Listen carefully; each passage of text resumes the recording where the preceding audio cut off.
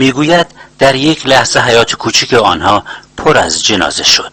ما را به سرپناه و ویران و تکه تکه کرده رفت. سمیه کوچکترین عضو خانواده بود که فقط 2 سال داشت. سمیه قربانی حمله راکتی آمریکا در کابل شد.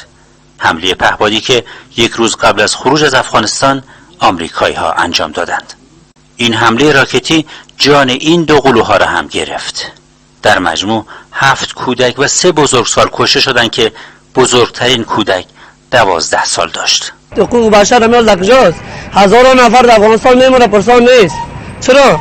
به قول مردم افغانستان، آمریکایی ها آمدنشان به این کشور با جنایت و رفتنشان نیز با جنایت بود.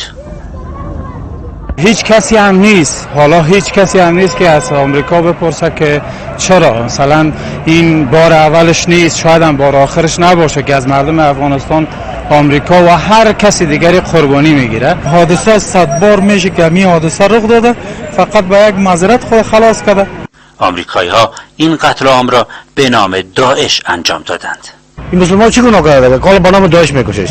وقت با نام طالب بود، با نام القاعده بود، با نام داعش شده. داعش هم خودم بود. حالا با نام این آن مردم افغانستان در بدر خاک بسر میکنه.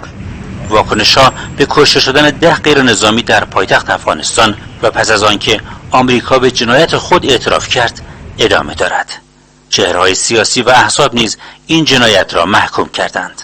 از حکومت افغانستان، از جامعه بین الملل می خواهیم که این حادثه غم‌انگیز را مورد پیگرد قانونی قرار دهد.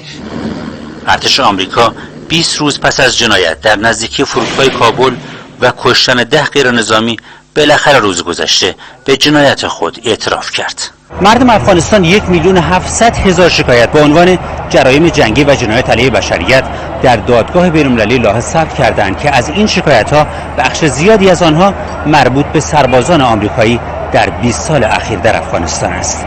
بهنامی یزدانی، خبرگزاری صدا و سیما، کابل.